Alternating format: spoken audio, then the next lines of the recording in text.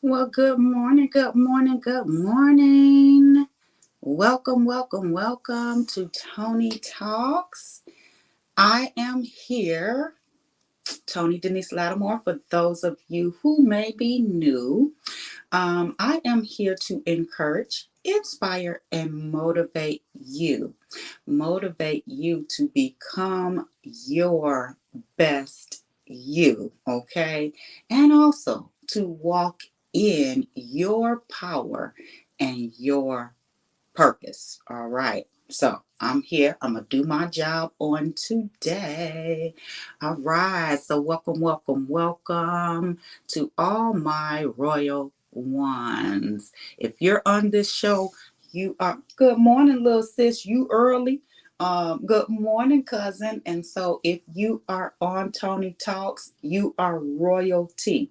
What does that mean? You deserve royal treatment. You should have the best things in life. And so that's what I'm here to get you to that space, to motivate you, to inspire you. And we talked about inspiring on Monday. Inspiring means to get you to that place where you are actually walking in that place, your purpose, right? And so if you don't know that, you can always take my one-on-one coaching class or soon to come group coaching class. All right. So good morning for all you royal ones who are on and who will come on the replay. All right. Y'all know what we do first. If you're new, you don't know, but you will in a moment. We do our deep breathing, right? Take a moment. Take a moment to get prepared for our deep breathing. And we just do 4 counts in, 4 counts out. And we do it how many times, y'all? We do it 3 times, right?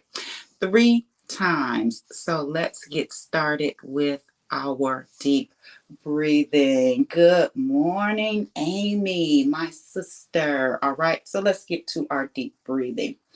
Our first one.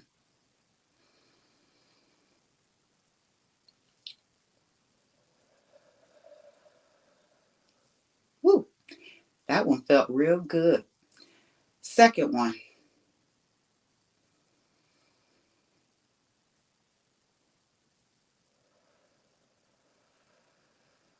All right. Prepare yourself for your check in as we do our final deep breath in. All right. Let's go. Hold it a little bit deeper than the first 2.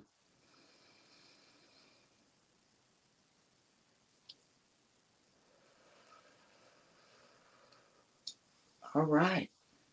So I'm loosening up my shoulders a little bit because I worked them out yesterday.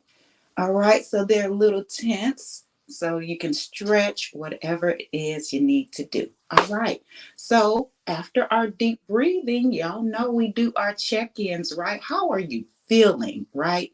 Overall, mentally, what is going on inside of you? How are you feeling? We're going to do our check-ins. Our check-in. Where's my check-in face? Faces. All right, 1 through 10. Where are you? What are you feeling on the inside? Not so great, okay, or I am wonderful. I feel great today. I'm a 9. I'm going to say, I'm a 9. Okay, good, good. Ooh, we got a 1. Okay, sister. So let's see what can help you to get to a better space. And if you need, feel free to call me. You can call me. I am free until 1 o'clock. Well, I'm not free. I have to go to the gym, but I have a little time before 1 o'clock before my clients start rolling. So you can call me because one, we want to get you up a little bit better than a 1, right? Um, and so we can talk today if you'd like. And Amy, an 8. Great, great, great, great. All right. So on today, y'all, and hopefully even being on the show today Good morning, sister-in-law. Thank you for coming on in. So y'all share it out, right? Share it out. This is an interview today we're going to do with Dr. Sev, and she is going to be talking about money. We all need to know more about our money, right? And so we're going to bring Dr. Sev on. If you have any questions about money, finances, budgeting, this is her thing, right? And so without further ado, let's welcome Dr. Sev on and let's get to this amazing interview where I know she's going to knock it out the park, right? So, any let me put welcome. There she is. Welcome, Dr. Sev. She is Thank you. Thank you. financial counselor. Did I get it correct? Yeah, yes, accredited financial counselor. Yes. So y'all put y'all questions down there. We're gonna just flow, and let her talk about what she does because she is amazing. I was listening to her podcast on yesterday, and she talked some good stuff. She talked on one of those about something I never really related to money, and so we'll get into that. But I first want her to tell about who she is. Who is Dr. Sev? Okay. So I am an accountant by trade, and I had been teaching personal finance for over 20 plus years in my church, but never really thought about doing it as a business. And as I got into my twilight years, I started thinking about leaving corporate America. And and so I discovered the personal finance community. And after a divorce in my 50s, I Mm, really had to use what I've been teaching to dig deep and rebuild my finances. And so I am, again, an accountant by trade, but my passion and my purpose is being an accredited financial counselor, a personal finance educator, because I like to educate, not mm, just tell you about a budget. Because if you have a budget and you don't have the wisdom behind it, mhm, that money is going to be a liability. It's not going to be something that's going to help you if you mm, don't have the knowledge. So my goal and my thrust for the rest of my life is to help as many women as possible to understand their money and understand the power they have over their money. mm. Dr. Sev, now you touching on in the area that I deal with power. You said power, you said purpose, and then you said divorce. And those are all things, areas that Tonye Talks deals with, right? So we gonna work on some other things as well. So, what got you into that? It was after the divorce, or what really made you, start wanting to educate about finances, money? I had a natural ability or a natural affinity for money. People would always think I grew up in Jamaica. Huh? And people would always think I had money when I didn't because of the way I carried myself and talked about money. Looking back, they always thought I had more money than I did. And so I always had an affinity for numbers and making things work. If you want somebody who can make a dollar into five, I'm that girl. So, so I've always had an affinity for that sort of thing. And when the church that I joined about 20 years ago, the pastor asked me to become the stewardship director. And so that's when I really started digging into teaching about money, and I realized I love this stuff. I really love this. So I kind of fell into money and teaching about money. And I had been doing it for as I said, over 20 years. Well, I guess it's now 23 years. And so I kind of fell into this. And then uh, one of the ladies who is very big in the personal finance world, she recommended me to do the accredited financial counselor certification. I didn't know anything about that. I didn't even know that there was a huge group of people who were into personal finance. But once she did that, I started researching. I know I'm a member of several groups in personal finance. I teach and volunteer to teach women. And of course, I had my own personal business where I help women to rebuild their finances and to really get their confidence back, especially those of us who are in our 50s and 60s and we've gone through divorce, we've gone through layoffs, all of that. We really need to understand that it's never too late. It's never too late because I rebuilt my finances after divorce at 53. And now I'm looking at 62 years old in December, and I have made such progress, such growth using the same principles I teach. Nothing magical, nothing, just basic, simple principles. So I kind of fell into it. And now I realize, looking back, if I had known about this world, maybe I would have gotten here earlier. But at the same time, the things I went through and going through the divorce has really strengthened me. And so I can empathize with when I coach someone, I won't be, why, how could you do that? Because I've been there. I've made the mistakes. And so I'm just loving this where I am right now. I'm loving this life. I'm loving the where I am, not going to be sorry for the mistakes I made. I'm standing on top of the mistakes to move forward. Mhm. You said some key things, right? So as we talk about purpose and money, a whole lot of questions popped up into my head, but I want to stay here first. You fell into it. And that's kind of what purpose does, right? Purpose finds you. Purpose comes for you. They came to you in the church to be over the money, right? Mhm. You didn't even know at the time that that was your calling, your purpose, right? I want to know, like, what was your relationship to money as a child? Well, for me, my dad, he had 9 kids, and when he died, he left lands and houses to all of us. Um, Not nine, like three of us have a house, and another three have a house, and the only boy had his own house that he left. And he practiced money, but he never taught us anything. He Mhm, never said, hey, this is how you grow your money. Because my dad did not have a high school education. mhm, His mom did not have the money. He had the brains, but his mom did not have the money to send him to school to get further education. And he was just a scrapper, always building, always helping the community. When he passed away, I heard how much he helped the community. So we never talked about money. Um, I never thought I was poor because we always had things. We had go in the backyard, pick an orange, pick a banana.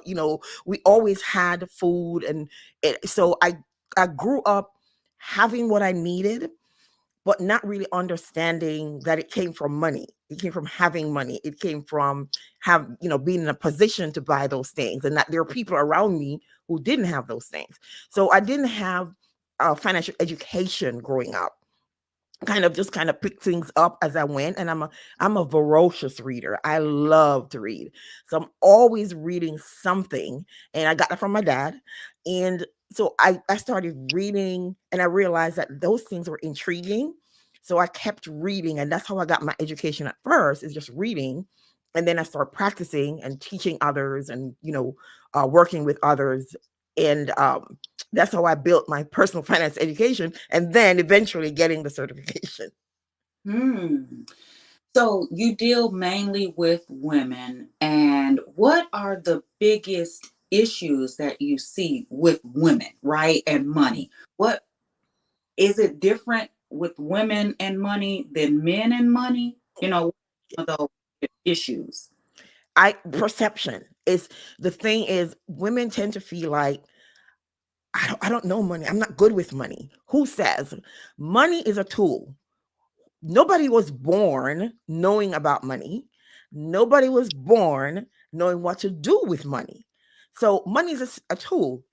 When I learned to walk, I stumble, and then I take off running, right?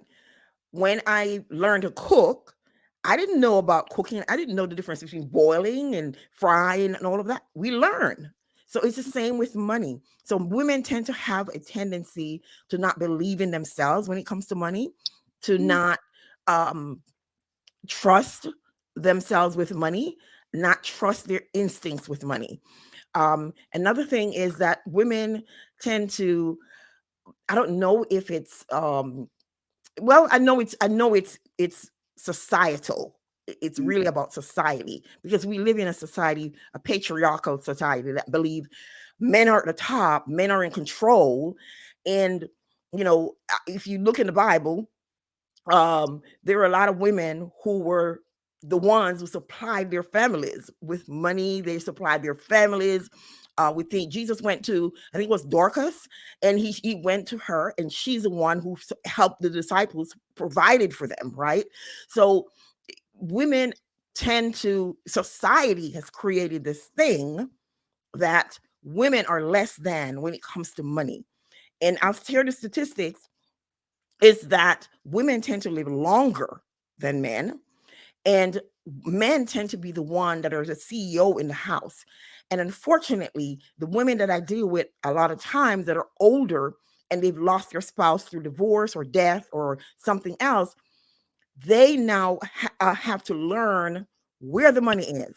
They don't know where the life insurance is. They don't know if they have life insurance. They don't know if they have a budget. They don't know if they have, a retirement. They don't know any of that because they don't get involved. They're like, we're taking care of the kids, but you still need to know. You still need to know what's going on with the money in the house. Even if you don't handle it, you need to know what's happening with your money. Absolutely.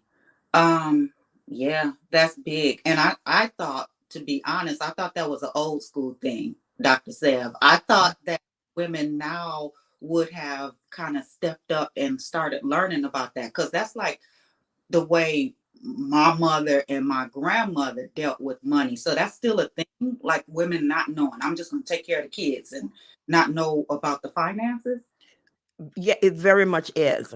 And unfortunately, again, even the younger ladies, when they get a divorce, if they were to get a divorce, they're so caught up in running the kids back and forth to football and all of that stuff, and they have no idea. There was one lady who, her husband went out for a walk and he passed away. She had no idea what he had, if he had monies in any account, what the accounts were, what the passwords were, none of that stuff. And we really need to understand, even if we are not the ones managing it, we still need to understand what's going on in our family budget. We need to have family meetings. We need to sit down and have family meetings. Even if you're not married, it helps to have that with your children. Just while maybe a Friday evening dinner, you sit down and you say, hey, this is what's going on in the budget. You don't have to give them all the details if you're young, but they need to understand, what the plans are, even for that week, and make it fun so that they're not dreading money when they get older. Oh, this is what we were talking about. Hey, this is why we're going to make this choice, and here's why we're making this choice, because we're saving to buy a house. So right now, we used to go to grandma's every summer, and we fly there, but this summer we're not going to go to grandma's because we're saving for a house. So the kind of conversation you're having will help them to acclimatize to money in a way that is not, oh, we can't afford to go to grandmother's. No, don't talk about not affording something. It's about choices. We're not going to grandma's because we're choosing to do this other thing. So they understand that if they have money, it's limited in the sense that if I make this choice, I won't be able to make this choice. Mm-hmm. And they're not afraid of money. Mm-hmm. That's key, because a lot of especially in the Black community, right? We have Mhm. talk about money and how to handle it. So I like what you said about having a weekly meeting. It's checking in, it's teaching, because that's what Mhm. you do, is educate. So you're educating the whole family, be it the Yeah. children, and that way we don't grow up with, like you said, you had how a house or houses, right? That left you with those things, but yet you don't have the tools, you don't have the knowledge of how to take care of this. And so I like that, weekly meetings. Hmm. Yeah, and don't make it a budget meeting. Don't say we're having a budget meeting on Fridays, because that creates a different kind of atmosphere. You know what? Just make it part of your normal routine. So while you're eating, oh, today we're going to talk about savings.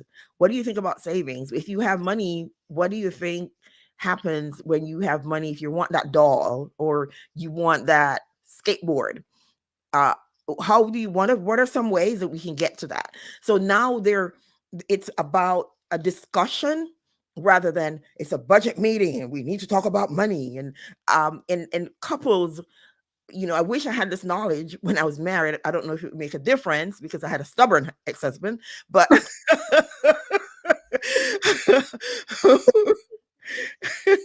very stubborn. Even though I tried to talk, get him involved because I was the one who handled the money. Um, but just having, even with your spouse, just having a Friday evening or whatever, we're going to have, this is our movie night. So part of movie night is we're going to talk 5 minutes about money, or say, hey, this is where we are with money, just touching base, just making it part of the everyday conversation. When we go to a movie and it's good, we post it on social media. We tell our friend, you got to go see this movie. It is so good. This actor was this. Money needs to be the same way. Again, it shouldn't be this secretive thing, because we do money every day. Yeah, It's an everyday thing. So my goal is really to get people to talk about money like we talk about a friendship, we talk about a movie, we talk about whatever, whatever is going on. I agree with that. Like, and the fun piece to it, right? Mhm. Fun. So you attached it to something such as date night, right? Mhm. Or Friday night we're going to watch a movie, but we're implementing, or what is that? We're merging the talk into our fun. So it's Yeah. not like, oh, here it is. We got to talk about money. Yeah, make it part of your everyday life. So it's not this thing, the stigma that's separate from everything else. It's part of your everyday life. Mhm. Okay, come on, Dr. Sev. You know your stuff. So, talk about divorce and money, right? Because I know stats say, like, when people get divorced, when women get divorced, typically they lose more money than the man does, right? So what was what happened to you once you divorced? What did you, and how did you bounce back from that? Well, I was the opposite position, where I was the one who made, like, a lot more um, money, and I was the one who was handling the money. Try to get him involved, but he wouldn't get involved. So, what the thing is, because when I got into the marriage, I already owned I had two vehicles, owned my own house, all of those things, and I ended up selling the house. I was in Augusta, Georgia, and we had moved to the Atlanta area. And so I ended up selling the house. But when we got divorced, he wanted me to give him money for every month. He wanted me to give him half of my retirement fund because he didn't have one. He didn't work in a field where they had retirement funds. He wanted a lot of things from me, and I actually ended up walking away from my house. We bought it together, Mhm. and I ended up walking away from the house that we had invested in 13 years. We've been paying on this house, because he was not being reasonable. I had to take him back to court to get him out. But by that time, my pastor and my lawyer told me to walk away from the house. So, of course, walking away from the house and renting a house for me and my daughter meant that my credit went in the toilet. Okay. So, and then because he was trying to take me to court, I said, okay, ha- everything that we bought together, you can have. Everything I brought into the marriage, I'm going to keep. But he wasn't satisfied with that. And Mhm. unadvised, he had a brother who was telling him things that he's not a lawyer, and he's telling him all these things. And so, because of that, he wanted to take me to court. So I had to hire a lawyer. So, it's not like we have a lot of assets. We could have done a simple, what we end up doing, without getting a lawyer involved. But he had a lawyer friend who of course, it was free to him. So I had to pay money for lawyers. I had to pay money for some other things. So the little bit of savings we had was gone. By the Mm, end of the divorce, my credit was in the 500s. My net worth was little to nothing. Uh, I had no, of course, no savings. So, and I had to give him half of my 401k. But God is so good, mm, because after I did that, after I gave him a half of the 401k, signed a document to do that, I found out I had a pension, which was about the same value as the half of the 401k that I gave him. mm, Okay, I could just run right now. So when you do wrong or mm. when you do right, things line up the way it's supposed to. Yeah. But anyway, after divorce, my finances were really nothing. But the good thing is that I had the knowledge because I've been teaching, and then I hired a financial coach to help me put things, because only a lawyer who is a fool who is his own lawyer, right? So as much as I knew the thing, I Mm-hmm. had to hire somebody to kind of help me see beyond the emotion of the money and help me get my money together. And today, my credit is back in the 800. And I didn't do anything, again, miraculous. I just did the simple things, knowing the 5 parts of the FICO and what impacts it. Then I did the things that I needed to do to get here. My net worth is multiple six figures. And again, I didn't do anything miraculous. I Mm-hmm. just did simple, practical financial habits that got me here. Can you give us one simple financial habit? One of the things I did is I never spent more than I could afford. I never spent more than what's in my bank account, even on my credit card. I didn't charge anything on my credit card that I didn't have in the bank to cover it, because I couldn't depend on the fact that I'm going to get a paycheck. The Mm, company could go bankrupt. mm, The company could decide they're not going to pay. They could be going through an issue where your pay is delayed. So I always did this, and I tell my daughter the same thing. Don't charge anything on your credit card that you don't have anything in the bank to cover, because anything could happen, and you don't want to be backwards, because what you'll be doing is you charge it, you have to use the next paycheck to pay that, which means you're behind. So you have to wait for the next paycheck to pay the next thing. So you're always waiting on a paycheck to pay your current expenses. And that's something you have to be careful about, because we assume that these are things that are normal, that we'll always have a paycheck coming in to cover our current charges, our current expenses. mm, And I know society drives us to think we have to be the best, drive the best, have the best, doing all these things. But it's nothing wrong with sacrificing a little bit, delaying gratification a little bit, because we have a long-term goal. And don't get caught up in competing with the Joneses. mm. Because when it comes to retirement, the Jones are nowhere around to help you. So so don't get caught up. It's okay to drive the same car for 10 years because you have a goal. And no matter what people say, because guess what? No matter what you do, people are going to talk about you. Mm, If you do good, they talk about you. If mm, you do bad, they talk about you. If you spend the money, they talk about you. If you mm, don't spend the money, they talk about you. mhm, So it get into a circle. If you have a circle that all they're doing is spending, spending, spending, you might need to change your circle. Because sometimes what we do, especially as women, if we have a group who always go out to eat, or always, go on a trip a certain time, or, when it's time for a certain purse, we all trying to get that purse. But Yeah. if I don't have it, I'm going to do it anyway because I'm in my circle. So if you have a circle, it's hard. It's not easy. But if you may need to separate yourself a little bit if that circle is causing you to spend money you don't have. Okay? Mm, Just saying. Just yeah. saying. Yeah. And that's what I heard yesterday when I was listening to your podcast.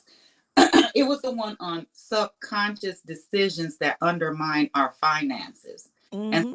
talked about friendships. And I never thought about how friendships can impact the way you spend your money. Can you talk Yes. a bit more about that?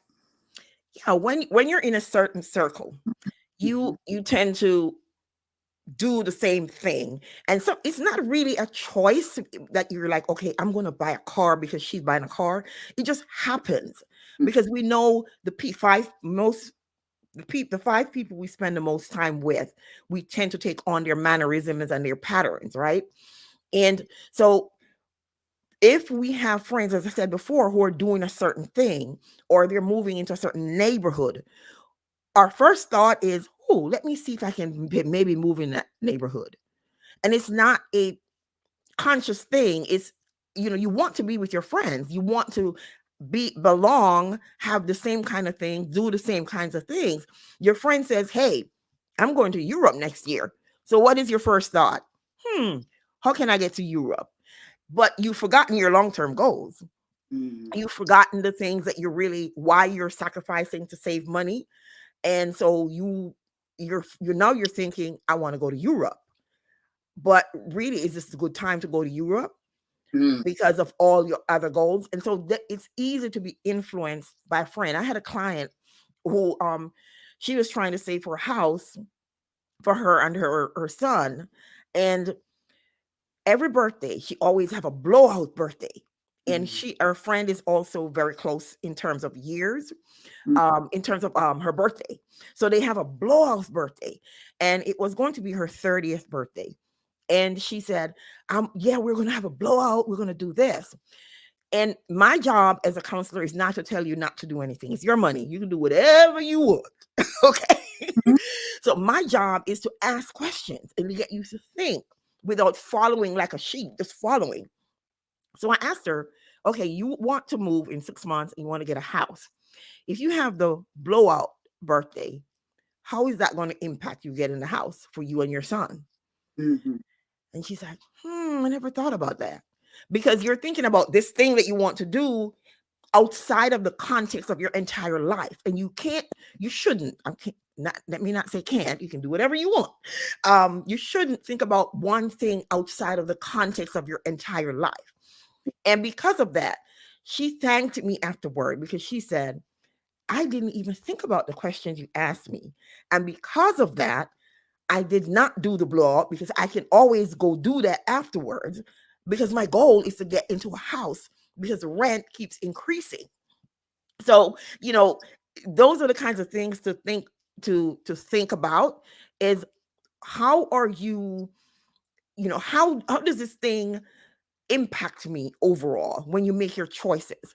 And eventually those kinds of thoughts become commonplace. It's like, okay, ooh, I see this nice pair of shoes. And then it becomes commonplace is, okay, so how me buying this pair of shoes, do I really need it? You ask these questions, subconsciously because you've practiced this. Do I Mhm. really need this? Can it wait? Because we think if we don't get it now, it's gonna go. It's not never come along. Think about anything in your life that you think you'll never come back again. It comes back. It comes Mhm. back if you're supposed to get it. Just, it's about choices. It's about um really thinking through what is important. And again, society has its own messaging. One of the things I've done is I have unsubscribed from every sales email. I don't want Cole sending me an email. I don't want Macy's. I don't want any of them sending me emails because what we tend to do is look at it and say, what can I get? What do you have on sale? And that drives us to go buy stuff that we really don't need because it's on sale. Let me go get it. But is it really on sale? Mhm. For you, it's on sale, but is it on sale for you based on your budget, based on the things you want to do? Is it really on sale? So, those are kinds of things that uh, we don't think about. So the influences, outside influences, the friends, the sales paper, all of those things influence us to make decisions that we really, if we thought about it, we wouldn't make. Marketing is one of the strongest influence on our lives. The Yep. marketers know exactly what they're doing. There's a book called The Psychology of Money that I Mhm. just finished reading. And I'm telling you, we think we're making decisions on our own, but there are things that are set up. Mm-hmm. to get us to think differently about things. If we thought about it, we'd be like, that doesn't make sense. Why am I doing this? But the friendships, the groups, all of that kind of Mm-hmm. influence us to go away that we really, if we thought about it, wouldn't go. Mm-hmm. And you talked about habits on there as well on the podcast. So give us like a habit that may make you, or I won't say make because you have a choice, but cause you to do some extra spending, right? You said something Mhm. about the grocery store. Yes. If we go in the grocery store, we don't expect to come out with empty hands. It, we go in, if we can't think of something, we gonna find something to buy because it's habitual to come out of the grocery store with something. And I think I shared on the podcast, I had gone through, and that's what sparked that podcast episode, is I had gone to Publix to pick up prescription. And then I was like, what do I need? I'm looking at my shopping list. I'm like, I don't really need anything in here. So I started walking around the store intent on picking up something so I could buy something before Mm-hmm. I leave the store. Mm-hmm. I, why am I doing that? Because we're programmed to think if we go into the store, we need to come out with something in our hands. So if I go in there for chicken, they don't have chicken, let me go find something because I came to the store. I need to pick up something. So the habit of going into the store to shop and coming out with something, even if it's not something we need, it's so ingrained in us that we just go ahead and do it. If we're not careful, we come out of the store with things we don't need. Last night, somebody in one of the classes I was teaching last night, the lady was saying how one of the things she's doing now is she's using the Target app instead of going into Target, because when she goes into Target, she can't come out without anything. Well, for me, I don't know. I'm just maybe hard headed because when I go into Target, I go for what I want. I come right up with what I want. I'm not, you know, um, I'm not pressed by what's being displayed. But for some people, they are impulsive shoppers. It's something that is inside of you. You know, again, we talk about a little bit about money stories. There are certain habits that we pick up from life, from our parents, from friends, from movies, that we don't realize that are sabotaging Yeah. or money. But anyway, what she said is I'll use the app now so that when I go into the store, I just pick up, go up, order on the app, pick up the stuff at the front, or I get them to deliver it to me so I don't go into the store. Yeah, that's one way you can try to help. But another way is to be intentional. You know, when I'm going to the store, this is all I'm going to get. You know, tell yourself these messages, and this is what I'm going to get. I'm going to pick these things up, and I'm going to go. And then also to grocery shop is to make a list. I'm going to make spaghetti. So these are the things I need for spaghetti. Go into your pantry. What's there? Okay, what do I need? Go into the store with a list based on the menu you're going to have for the week. Because what we do is we go in the store. Let me see. I may make chicken. Let me get some chicken. Just in case I don't want chicken, let me go get beef. And we get all this stuff. We put it in our fridges, and half the stuff gets spoiled. There are billions of dollars. 48% of the food that's thrown away in this country is in our homes. Mm-hmm. That's not just food, that's money. Yeah, Mm-hmm. because we don't plan ahead. We don't structure. We just used to going in the store. Oh, it's Friday and I'm supposed to shop. Well, what do you have? Shop your pantry first. Shop your, refrigerator. What do you have? What's in the back of the fridge that you're not using that you can probably use a soup? Another thing that I do is I look at what's in my pantry, in my fridge. I put it in Google and I say, make me a meal with, eggs and bacon or whatever. Mm-hmm. And then I come up with a meal with what's already in my fridge. And maybe I need one or two items, I'll go to the store. So instead of buying the same stuff all the time that end up being spoiled, those are some of the things that I will do, Mm-hmm. that my clients do, to really think about so that they're not throwing away money. Because it's not just food. When you throw away that banana, instead of making banana bread or smoothie or whatever, because some people say I don't like the spotted banana. I love the spotted bananas, but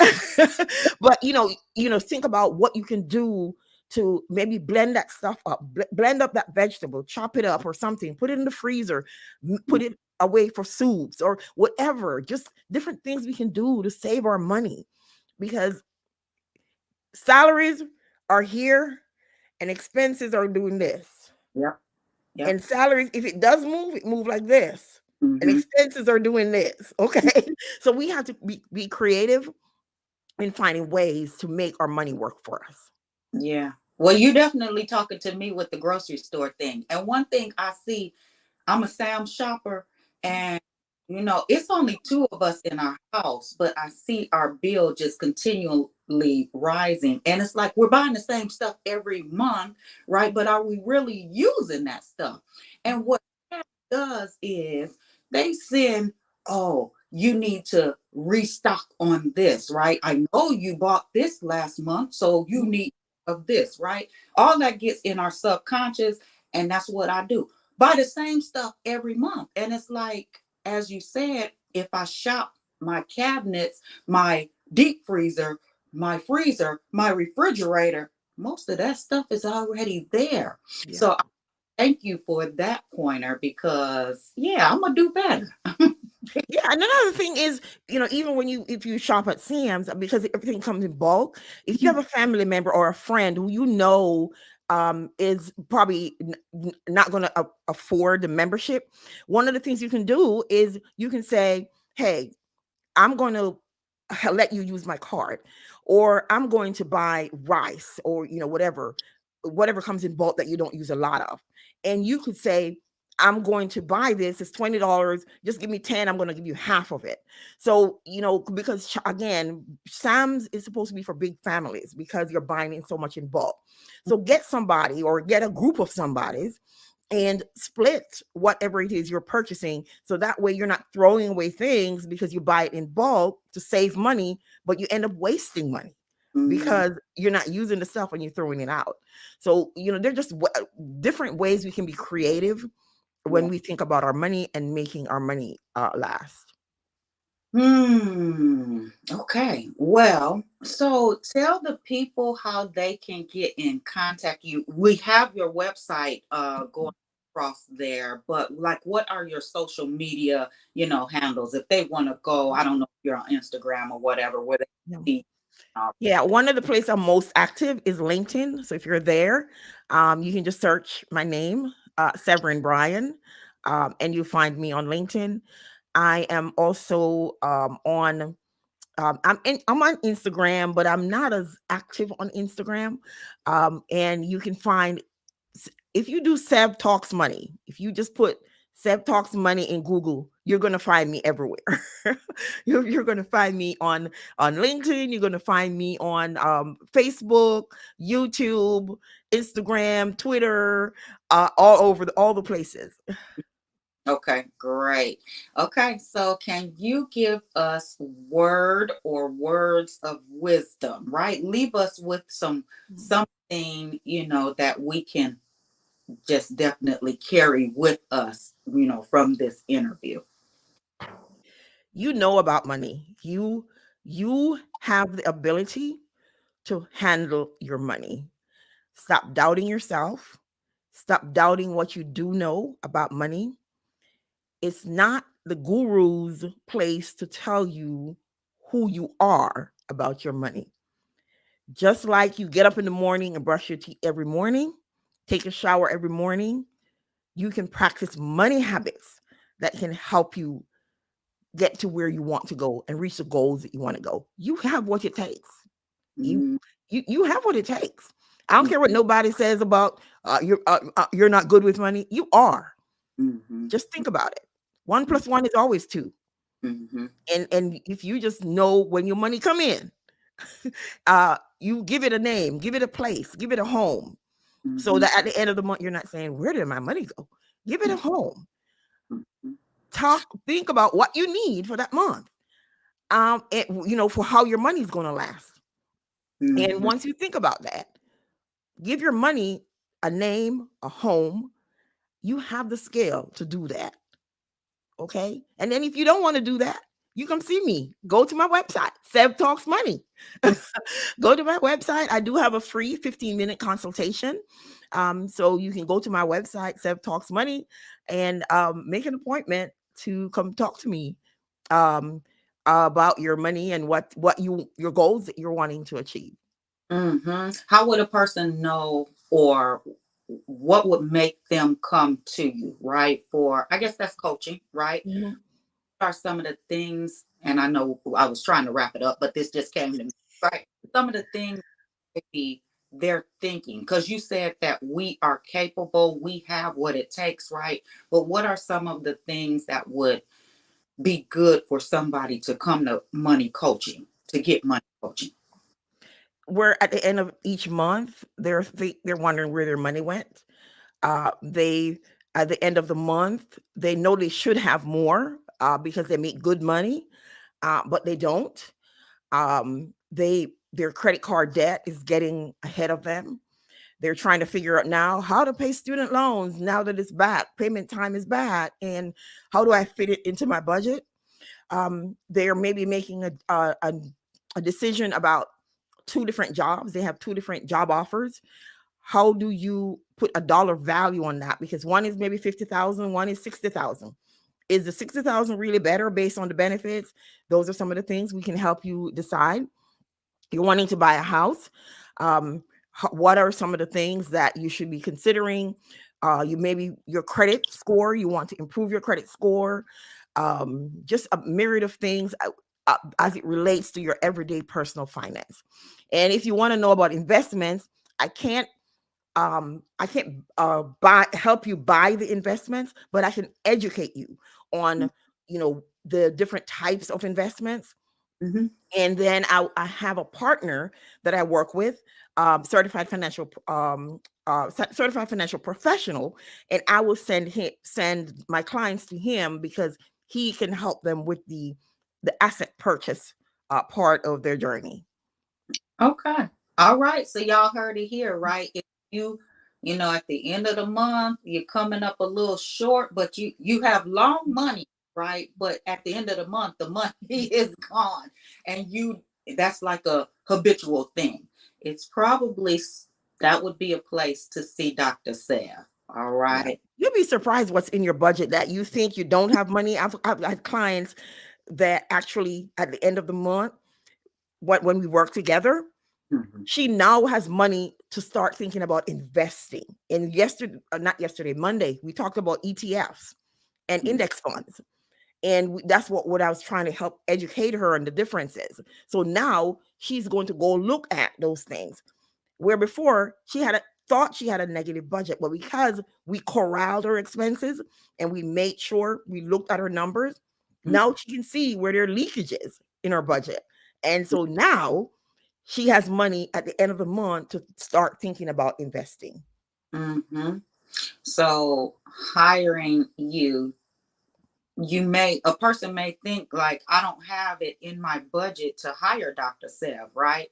But you have it in there. You're just using it for something that you probably could, get rid of, or what. um Yeah. yeah. Yeah. If I you mean, the value, you have to think value instead of cost. Yeah. What value will I get from this counseling session? Hmm. And because the value is something that you can have over a lifetime in your habits, rather than, oh, it's going to cost me $10 or $15 or whatever. But what is the value? Because the value of a Big Mac is cheap, but what Hmm. are the health impacts long term? Not Hmm. good, right? But the value of getting maybe a organic tomatoes may be better than getting the tomatoes with the all the stuff, the sprays and stuff on it. So it's about value rather than price. What do I think? What value do I think I can get out of this long Hmm. term Hmm. rather than the cost? Because we tend to think in cost rather Yeah. than value. And I think that goes into how you think about yourself. I'm a therapist, so how you think about yourself is what you will invest in, right? If one Yes. is different, then you will invest in that, because it's going to cause you to make changes. Yeah. Yeah, and I know we're wrapping up, but I love this stuff. I could talk about this all day, but but the thing is, we'll find money for what we want. There are Woo. people who are going to Beyonce concert and they're finding they're not paying rent just so they can go to the concert. Mm-hmm. You've gone to the concert, you have fun. Okay, so what next? Exactly. But if you invested that $500 in counseling with Tonye and or with me for financial counseling, you'll be able to have multiple 500, a few years down the road. So you don't have to borrow money or take your rent money to pay for a concert ticket. And you still right. Beyonce not gonna help you pay for your For rent, nothing, okay? car note, all of those things. You added to my wealth, who she's already rich. Yeah, okay. So I just thank you for coming on. I thank you for just sharing your wealth of knowledge and wisdom. And I got a show that maybe you may want to be a part of. But anyway, we'll talk about that off screen. Okay. And so we're gonna close in prayer. Okay. Let's see. I can never find that banner. Oh, there it is. Okay. So, Lord God, we just thank you for this day. We thank you for you just being great and awesome and amazing, Lord. Thank you for Dr. Sev, Lord, all the knowledge and wisdom that she has. I thank you for her walking in her purpose and her power, God, and just her story, Lord, how she got to where she is now. That she says she didn't do anything miraculous. She just changed some of the normal things that she did, God. And so I pray that you would bless her abundantly, God, that you would send even more clients unto her, God, as she has the wisdom and knowledge and as she is walking in her purpose, God, uh, that she will be drawn to and the right people will be drawn to her, God, that you will expand her territory, her business, God, that it will grow even more than what she even thought it would be, God. I just pray, Lord, your blessings upon her. I pray your blessings upon each and every person who will watch this live, who is watching the live now, who will come on the replay, God. I pray your blessings upon them. I pray, Lord, that if they need this money coaching, that they will invest in themselves, Lord. And as they make the investment, an investment is going to pay off. And so I thank you right now, Lord, that you give us the power to get wealth and you also put the right people in our pathways, Lord, to teach us how to use and how to invest our funds, Lord, that you have allowed us to get. And so I praise you and thank you for another day. And it's in Jesus' name we pray. Amen. And Amen. Amen. right. All right. Oh, good morning, Miss Allison. She said, thank you for these nuggets. It was very informative. It's my pleasure. It's my Mm. pleasure. Okay, y'all. So go and have an amazing Wednesday. And Tonye Talks will be back on Friday, where actually the segment is going to be me and the husband, and we're going to be, hey, talking to single, married, divorced, uh, complicated relationship, whoever you are, come on. It's all about relationships. So that's Friday. It's TNT Connections and the Dynamite Duo. So we will see you on Friday. You all have a wonderful Wednesday. Love you all. Bye bye.